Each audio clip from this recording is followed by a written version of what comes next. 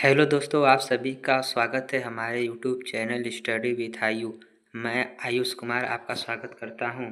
आइए हम अब अपने क्वेश्चन की तरफ बढ़ते हैं। आज का हमारा पहला प्रश्न है। देखिए हमारा पहला प्रश्न क्या कहता है।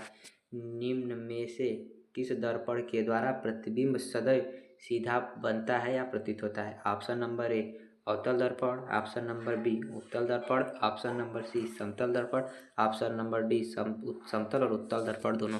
तो इसका सही जवाब हो जाएगा ऑप्शन नंबर डी। यहाँ पर हमारा सही जवाब हो जाएगा ऑप्शन नंबर डी। तो चलिए हम आगे बढ़ते हैं। अगला क्वेश्चन देखिए हमारा अगला क्वेश्चन क्या कहता है। हमारा अगला क्वेश्चन है हमारा किस रंग का विचलन सबसे कम होता है। ऑप्शन नंबर ए पीला, ऑप्शन नंबर बी लाल, ऑप्शन नंबर सी बैगनी, ऑप्शन नंबर डी नीला।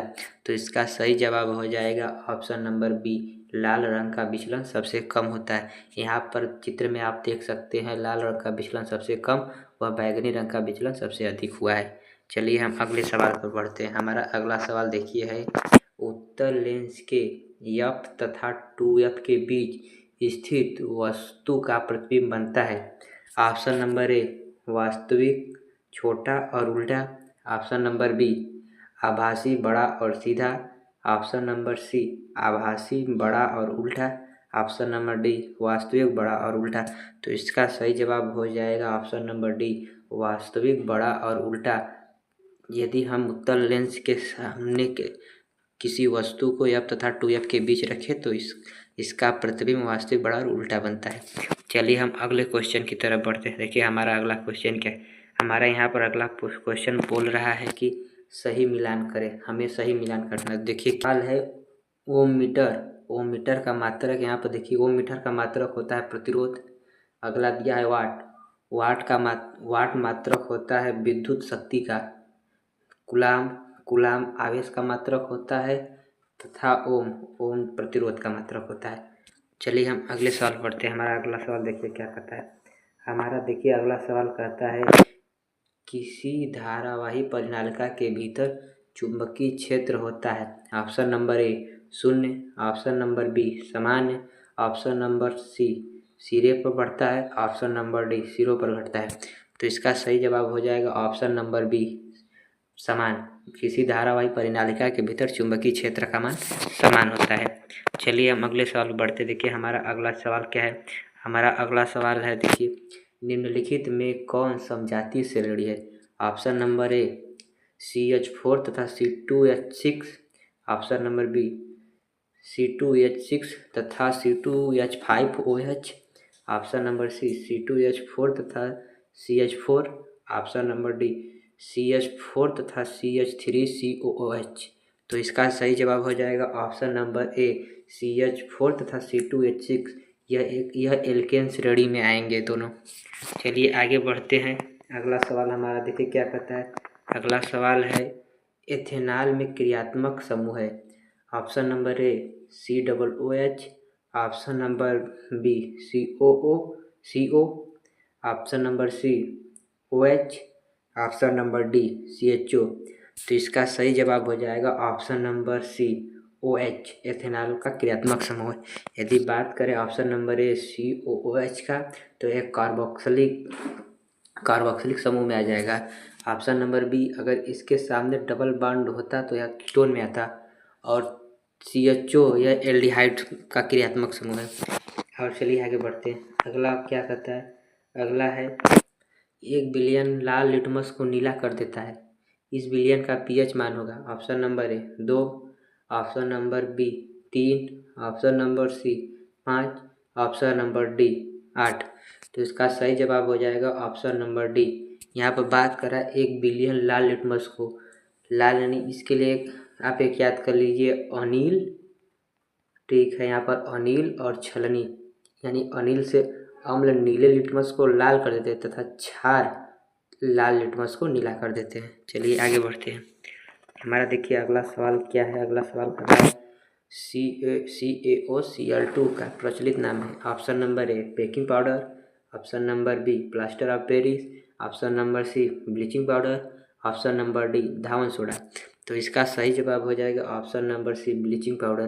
ब्लीचिंग पाउडर का सूत्र कैल्शियम ऑक्सीक्लोराइड होता है। चलिए आगे बढ़ते हैं। हमारा अगला सवाल देखिए क्या है। हमारा अगला सवाल है यहाँ पर, जिंक तथा सल्फ्यूरिक अम्ल की क्रिया से जिंक सल्फेट तथा हाइड्रोजन बनती अभिक्रिया है। ऑप्शन नंबर ए संयोजन अभिक्रिया, ऑप्शन नंबर बी वियोजन अभिक्रिया, ऑप्शन नंबर सी विस्थापन अभिक्रिया या ऑप्शन नंबर डी अपघटन अभिक्रिया। तो इसका सही जवाब हो जाएगा ऑप्शन नंबर सी विस्थापन अभिक्रिया। यह एक प्रकार का विस्थापन अभिक्रिया है। चलिए आगे बढ़ते हैं। हमारा अगला सवाल देखिए क्या कहता है। हमारा अगला सवाल है देखिए, निम्नलिखित में कौन उभयधर्मी ऑक्साइड है। Option number A CaO, option number B zinc oxide, option number C CO या ऑप्शन नंबर डी HO। तो इसका सही जवाब हो जाएगा option number B zinc oxide, एक प्रकार का उभयधर्मी ऑक्साइड है। चलिए आगे बढ़ते हैं। हमारा देखिए अगला सवाल क्या है। अगला सवाल हमारा देखिए, निम्नलिखित में कौन जल तथा खनिज के संवहन के लिए उत्तरदायी होता है। Option number A xylem, option number B phloem, option number C फल, ऑप्शन नंबर डी बीज। तो इसका सही जवाब हो जाएगा ऑप्शन नंबर ए जाइलम, जो जल का वहन करता है। आगे बढ़िए, आगे क्या कहता है। हमारा अगला सवाल है, पौधों में जल की हानि से संबंधित है। ऑप्शन नंबर ए तना, ऑप्शन नंबर बी जड़, ऑप्शन नंबर सी जाइलम, ऑप्शन नंबर डी रंध्र। तो इसका सही जवाब हो जाएगा ऑप्शन नंबर डी रंध्र। रंध्रों से जल की हानि होती है। चलिए हम आगे बढ़ते हैं। हमारा अगला सवाल देखिए क्या है। हमारा अगला सवाल है देखिए, आप लोग निम्नलिखित में कौन सा पादप हार्मोन है। Option number A auxin, option number B gibberellin, option number C cytokinin या ऑप्शन नंबर डी इनमें सभी। तो यहाँ पर ऑक्सिन, जिबरेलिन और साइटोकाइनिन तीनों ही पादप हार्मोन है। तो इसका सही जवाब हो जाएगा ऑप्शन नंबर डी। चलिए हम अगले सवाल पर बढ़ते हैं। हमारा अगला सवाल देखिए क्या कहता है। हमारा अगला सवाल है कि गुलाब के पौधे को उगाने के लिए निम्न में से कौन सी विधि उपयोगी है। ऑप्शन नंबर ए कायिक प्रवर्धन, ऑप्शन नंबर बी मुकुलन, ऑप्शन नंबर सी पुनरुद्भवन या ऑप्शन नंबर डी खंडन। तो इसका सही जवाब हो जाएगा ऑप्शन नंबर ए कायिक प्रवर्धन। वह भी कृत्रिम कायिक प्रवर्धन द्वारा गुलाब के फूल को उगाया जाता है। बात करें मुकुलन, तो हाइड्रा में मुकुलन होता है, पुनरुद्भवन प्लेनेरिया में होता है तथा खंडन स्पाइर वगैरह में होता है। ये तीनों अलैंगिक जनन की विधि है। चलिए हम आगे बढ़ते हैं। हमारा अगला सवाल देखिए क्या कहता है। हमारा अगला सवाल है, निम्नलिखित में कौन मानव में उत्सर्जित तंत्र का उत्सर्जन तंत्र का भाग नहीं है। ऑप्शन नंबर ए ब्रिक, ऑप्शन नंबर बी ब्रिकाणु, ऑप्शन नंबर सी बोमेन संपुट, ऑप्शन नंबर डी न्यूरॉन। तो इसका सही जवाब हो जाएगा ऑप्शन नंबर डी न्यूरॉन। ब्रिकाणु और बोमेन संपुट ये तीनों ही उत्सर्जन तंत्र के भाग हैं, जबकि न्यूरॉन तंत्रिका तंत्र का भाग है। चलिए हम आगे बढ़ते हैं। हमारा अगला क्वेश्चन देखिए क्या कहता है। हमारा अगला क्वेश्चन है, निम्नलिखित में कौन जीन शुद्ध गोल बीज को प्रकट करता है। Option number A TT, option number B capital T small T, option number C small T capital T, option number D capital R। तो इसका सही जवाब हो जाएगा option number D capital R। यदि बात करें स्मॉल टी तो यह शुद्ध बहुने बीज को प्रकट करता है। चलिए आगे बढ़ते हैं। देखिए हमारा अगला सवाल क्या कहता है। हमारा अगला सवाल है, निम्नलिखित में कौन गैर जैव निम्नीकरण योग्य पदार्थ है। ऑप्शन नंबर ए हरे पौधे, ऑप्शन नंबर बी लकड़ी, ऑप्शन नंबर सी सब्जियां या फिर ऑप्शन नंबर डी प्लास्टिक की थैलियाँ। तो इसका सही जवाब हो जाएगा ऑप्शन नंबर डी प्लास्टिक की थैलियाँ एक गैर जैव निम्नीकरण योग्य पदार्थ है। अगला प्रश्न बस यहीं तक था। मिलते हैं अगले वीडियो के साथ। तब तक के लिए धन्यवाद। अगर आप इस चैनल पर नए हो तो चैनल को सब्सक्राइब करें और वीडियो को लाइक करें।